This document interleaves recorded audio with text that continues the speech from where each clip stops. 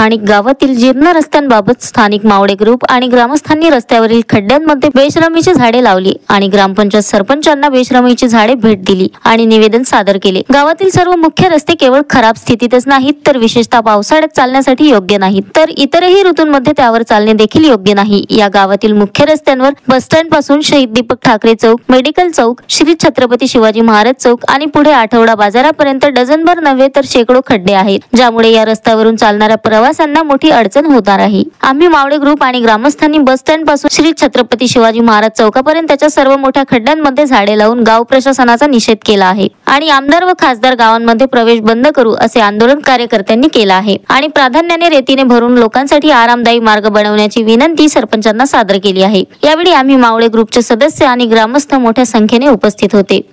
तळेगाव दशासर येथील मेन रोडची अवस्था तुम्ही पाहून घ्या। जोपर्यंत तळेगाव दशासर येथील मेन रोड होणार नाही तोपर्यंत आमदार खासदार यांनी गावात येऊ नये, अन्यथा त्याची जबाबदारी प्रशासक घेईल। हा आमचा जाहीर निषेध आहे। तळेगावातील रोड तुम्ही येऊन पाहून घ्या, एक वेळा आमदार खासदारांनी येऊन पहा, तेव्हा त्यांना कळेल का तळेगाव येथील मेन रोड कोण्या परिस्थितीत आहे। गाडी काढून घ्या। Suyog Gorle, the sting operation news, Dhamangaon railway. The sting operation news, सत्याचे दुसरे नाव, अन्यायावर लेखणीचा घाव।